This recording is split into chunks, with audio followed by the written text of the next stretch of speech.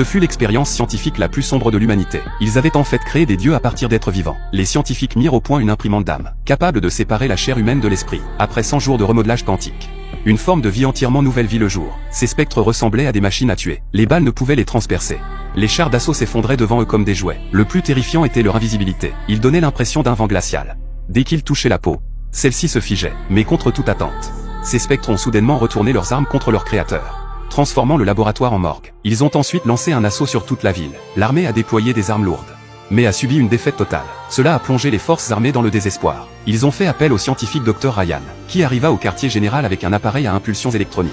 Lorsque les silhouettes fantomatiques apparurent à l'écran, Ryan comprit instantanément qu'il s'agissait d'une sorte de création technologique. Pour vérifier son hypothèse, Ryan décida d'enquêter sur les lieux. L'armée envoya des forces spéciales pour l'escorter. La ville entière était en ruine. Plusieurs escouades pénétrèrent dans des bâtiments abandonnés. Le docteur observa les images depuis le véhicule. En entrant, ils tombèrent immédiatement sur les cadavres de leurs camarades. C'était clairement l'œuvre des fantômes. L'équipe continua d'avancer. Soudain, ils détectèrent un mouvement sous une baignoire. En l'ouvrant, ils découvrirent un survivant recroquevillé à l'intérieur. Une autre escouade localisa une chambre cachée. Un soldat s'avança à couvert de ses coéquipiers. À ce moment-là, Ryan sentit que quelque chose n'allait pas. Le moniteur montrait une silhouette blanche et sombre. Le soldat retira ses lunettes avec curiosité, mais rien n'apparut devant ses yeux. Il remit ses lunettes. L'ombre blanche réapparut. Le commandant ordonna à ses hommes de tirer. Les balles traversèrent l'ombre comme si elles frappaient de l'air. Le fantôme contre-attaqua.